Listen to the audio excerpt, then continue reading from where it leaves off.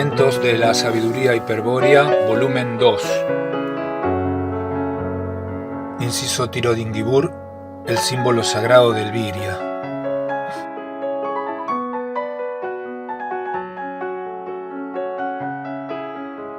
Artículo F. Los símbolos sagrados y el símbolo sagrado del Virya. En este inciso hemos definido a Tirodingibur como el símbolo sagrado del Virya. Sin embargo, es necesario aclarar que este símbolo sagrado se diferencia de cualquier otro por su carácter rúnico, es decir, no arquetípico. Lo que tal diferencia significa para el Virya se pondrá en evidencia si recordamos el efecto que los símbolos sagrados causan al emerger en la esfera de luz del Pasú. Habrá que recurrir entonces a lo ya visto en la primera parte. En primer lugar, reparemos en que todo símbolo que emerge en la esfera de luz actúa frente al sujeto como el representante de un arquetipo. Vale decir, el símbolo se despliega en un proceso evolutivo que tiende hacia una perfección final o entelequia. Durante dicho proceso, el símbolo enajena la atención del sujeto. El símbolo I, por ejemplo, se estabiliza frente al sujeto consciente en el nivel umbral de conciencia I. El nivel de estabilización de toda representación consciente se alcanza en un solo movimiento, que comienza en la estructura cultural. En la figura 21, esto significa que el símbolo I, emerge desde el plano de significación hasta el nivel umbral de conciencia I, en un solo movimiento progresivo hasta umbral de conciencia y brusco hasta umbral de conciencia I. En el nivel de estabilización acaba la emergencia y comienza el proceso. La estabilidad de una representación es vivenciada por el sujeto como la aparición de la imagen, como un símbolo que de pronto emerge y se hace claro en la conciencia. Pero tal estabilidad no indica quietud, sino que señala solo un cambio en la actividad del símbolo. A partir de allí comienza un proceso entelequial, que puede enajenar completamente la atención del sujeto, a menos de que éste disponga de suficiente energía, o sea, voluntad, como para contrarrestarlo. En resumen, toda representación consciente, al estabilizarse, intenta desarrollar un proceso entelequial. Ello se debe a que, por estar conformada por símbolos arquetípicos, se comporta de manera análoga a la proyección en el plano material de los arquetipos universales, y como tal tiende hacia una entelequia. Este proceso es en realidad sólo la continuación del movimiento iniciado en los arquetipos invertidos en la memoria arquetípica por la razón. Puede hablarse con propiedad de un solo fenómeno dividido en varias fases. Fase 1, actualización de los arquetipos invertidos como esquemas de lente. Fase 2, representación racional del esquema de lente. Fase 3, emergencia de la representación consciente. Fase 4, desarrollo del proceso entelequial frente al sujeto consciente. Naturalmente, la fase 4 es siempre interrumpida por la voluntad del sujeto, para mantener el control de la conciencia, una vez que ha obtenido suficiente conocimiento de la representación por su visión eidética. La capacidad del sujeto consciente de actuar volitivamente para desviar la atención de una representación es señal de una elevada evolución en la estructura psíquica del Pasú, pues tal afirmación del sujeto solo puede darse en un esquema de sí mismo de gran complejidad estructural.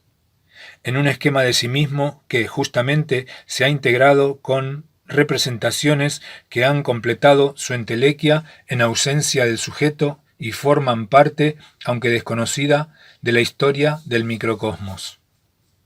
Estamos entonces en que un sujeto consciente altamente evolucionado ha de ser capaz de evitar el proceso entelequial de las representaciones, proceso que éstas intentan desarrollar por ser, más allá de la imagen que representan, símbolos arquetípicos en plena actualidad. Sin embargo, existe un tipo de representación ante cuya elevada energía el sujeto consciente, aún el más evolucionado, no solo es volitivamente ineficaz, sino que corre el riesgo de quedar irreversiblemente fragmentado o ser definitivamente disuelto. Tan peligroso tipo de representación se denomina mito, y su imagen símbolo sagrado. ¿En qué radica el peligro de los símbolos sagrados para el sujeto consciente del pasú? Respuesta: en que su proceso entelequial lo despliegan sobre el sujeto consciente, intentando apoderarse de su voluntad y tomar el control del microcosmos. Para observar este proceso con más detalle hay que partir del caso en que el sujeto consciente reflexiona sobre una fantasía, causando su interpretación racional por el sujeto anímico de las estructuras inconscientes y su enmascaramiento con un símbolo sagrado emergente, tal como se explicó en H, con el ejemplo del dios pez alado.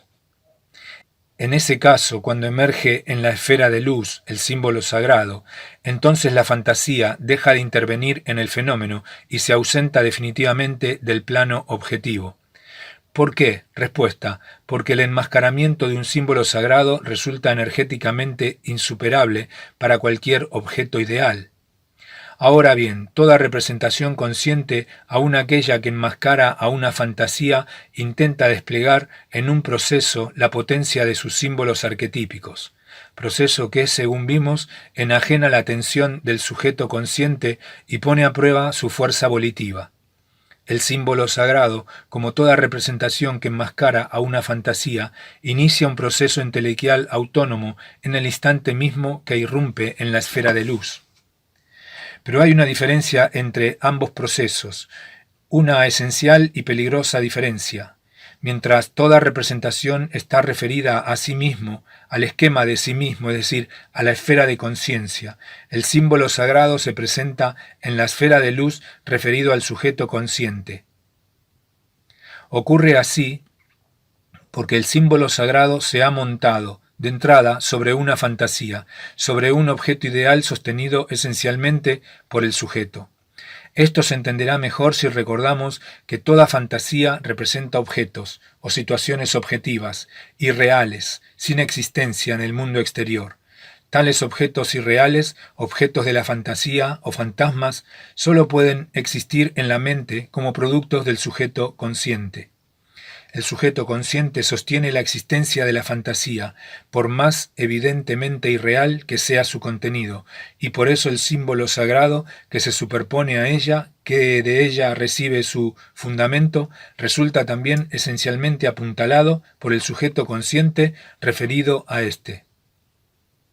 Resulta clara la diferencia apuntada. Toda representación consciente, por su primera intención, está referida a sí mismo. Las fantasías, en cambio, no poseen primera intención, son producto del sujeto consciente, creaciones, y están sostenidas por éste.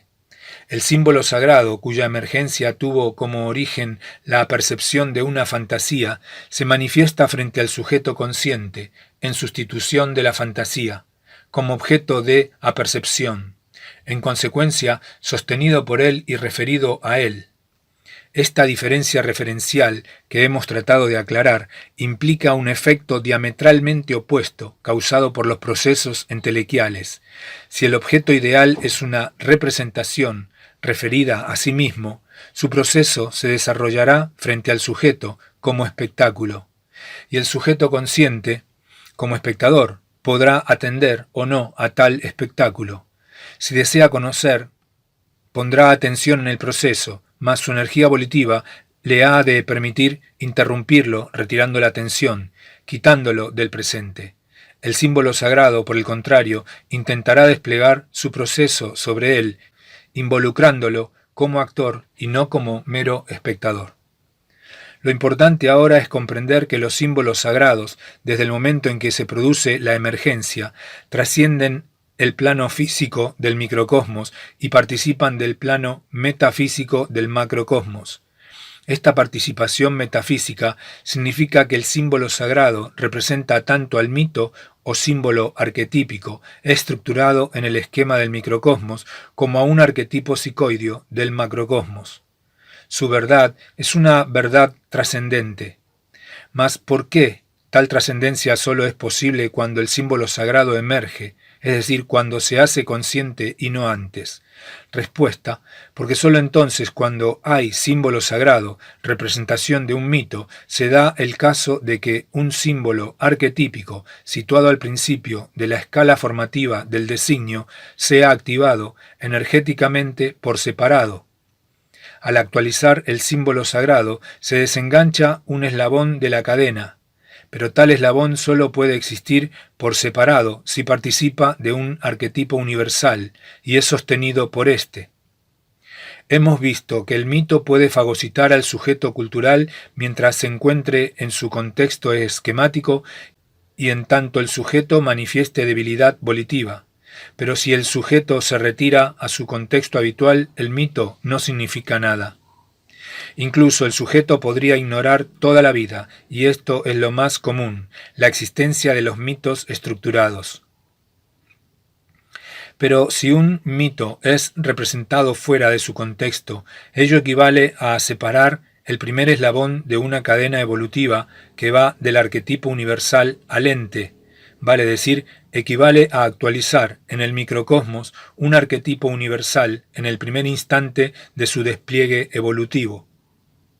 De modo que el símbolo sagrado, al emerger en la esfera de luz y sustituir a la fantasía como objeto de apercepción del sujeto consciente, está poniendo al sujeto consciente no en mero contacto con el mito esquemático, sino con un arquetipo universal, y a través de él con el demiurgo.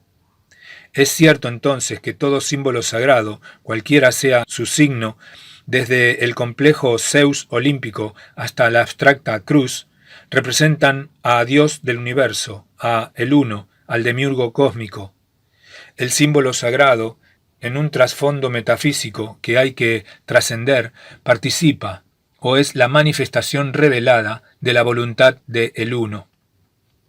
La voluntad del demiurgo, presente tras los símbolos sagrados, explica por qué su aparición frente al sujeto consciente no causa jamás una locura del tipo descrito como primer fenómeno en la página 173.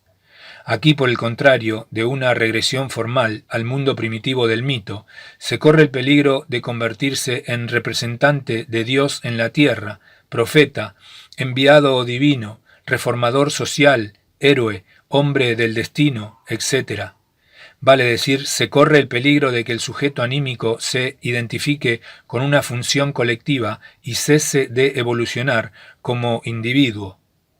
Tal el peligro que corre el sujeto consciente si es fagocitado por el símbolo sagrado, pero en este caso se trata de una locura legal necesaria para los objetivos micro y macrocósmicos de la finalidad del pasú.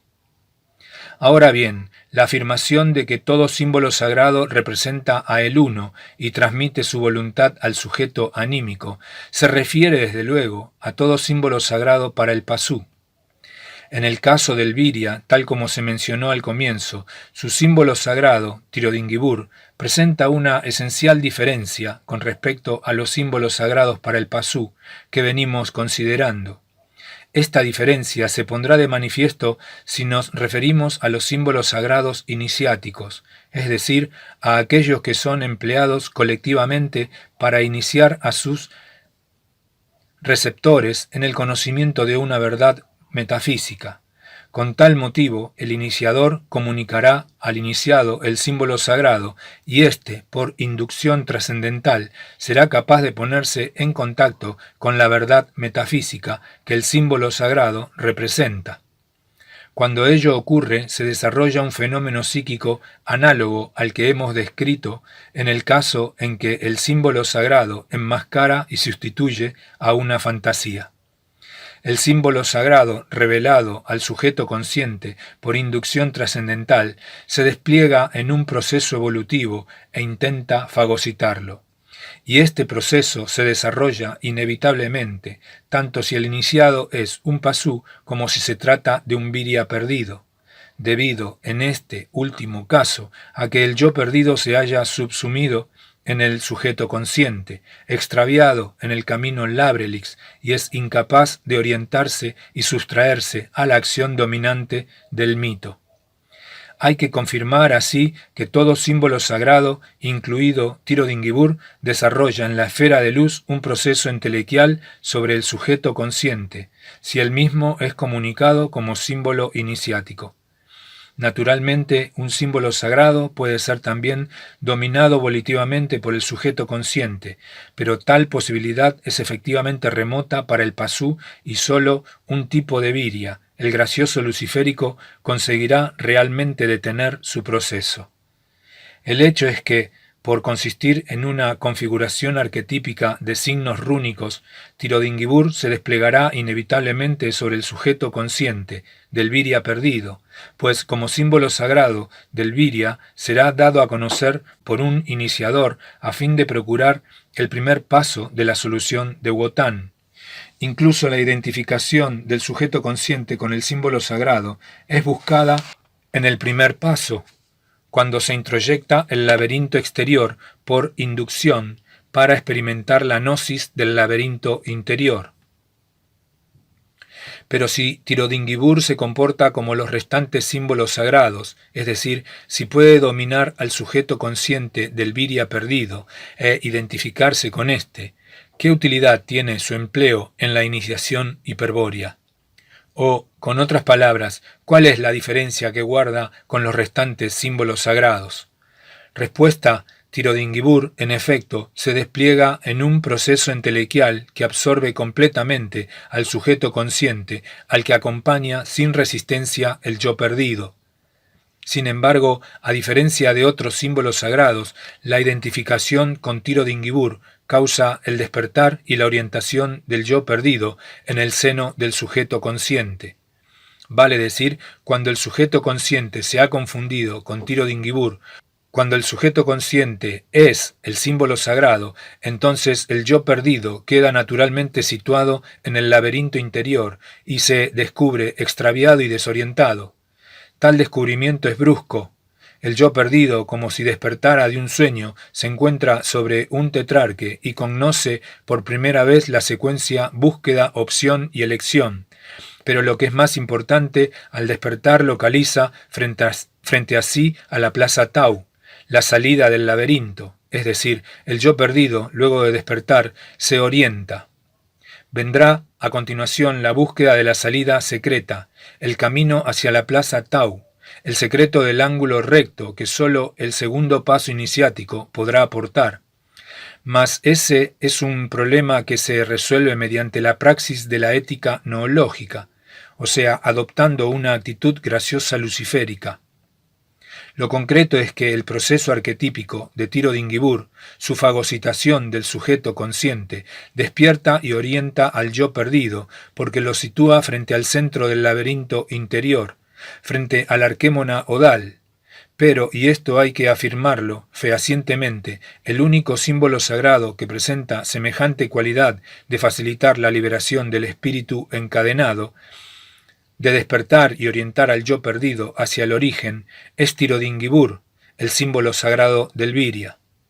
Los restantes símbolos sagrados, cualesquiera sean, son altamente peligrosos para el yo perdido, pues o aumentan su encadenamiento al situarlo en el centro de la cuadrangularidad de un templo o de una espiral, o lo disuelven al causar el escurrimiento del símbolo del origen, luego de impulsar al sujeto consciente a dar el gran salto hacia el principio del arquetipo.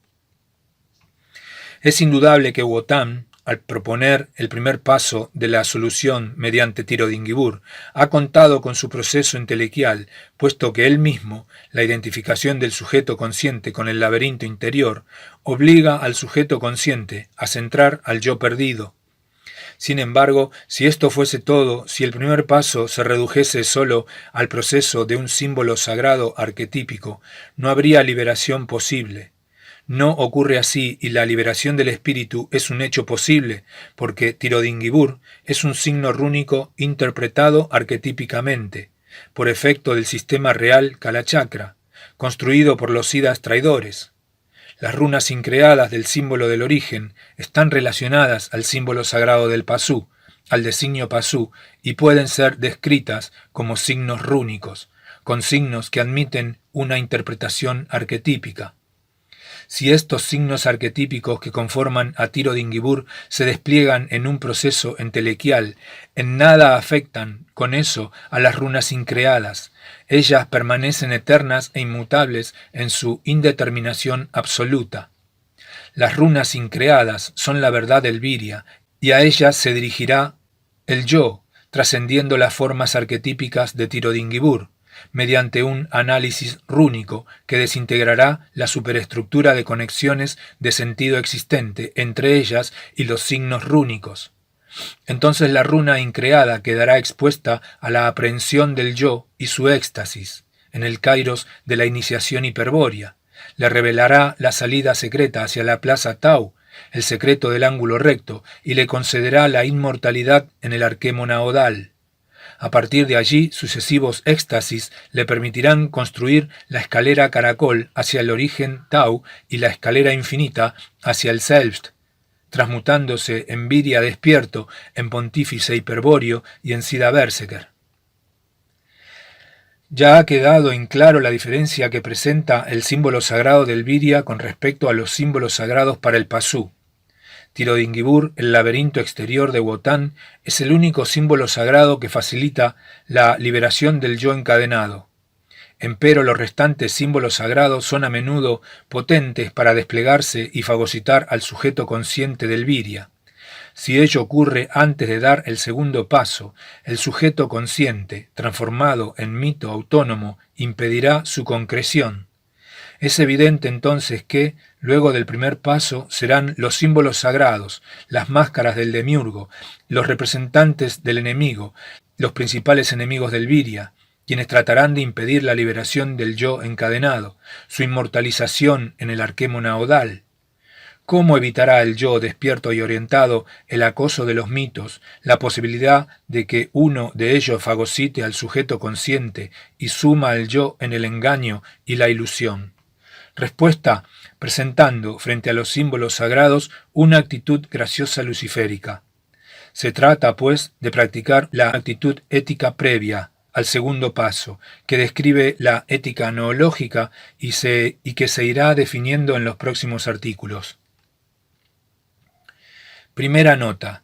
Estando en claro la diferencia esencial que presenta Tiro-Dingibur, signo rúnico, con respecto a todo otro símbolo sagrado arquetípico, de aquí en más habrá que entender que la expresión símbolo sagrado se refiere a todo símbolo sagrado arquetípico, incluido el signo rúnico Tiro-Dingibur, pero que la expresión, el símbolo sagrado del Viria, o simplemente Tiro-Dingibur, significa la representación Kala Chakra de 3 runas increadas, es decir, algo esencialmente diferente de todo otro símbolo sagrado arquetípico. Segunda nota. Fagocitar es un verbo procedente de la fisiología que expresa la acción de un elemento orgánico llamado fagocito, presente en la sangre y en los tejidos, cuya función consiste en destruir las bacterias y cuerpos nocivos o inútiles para el organismo. El modo en que los fagocitos cumplen tal función, asimilando, incorporando así el elemento opuesto, describe con gran eficacia una acción semejante cumplida por los símbolos sagrados, la fagocitación psíquica. Tal fagocitación ocurre, naturalmente, cuando la voluntad es insuficiente para impedirlo. Aunque los términos fagocitar y fagocitación constituyan un flagrante neologismo, lo seguiremos empleando en sentido figurado para representar la acción succionante sobre la energía psíquica, ejercida por los símbolos sagrados. El significado castellano literal sería fagocitación igual succión compenetrante.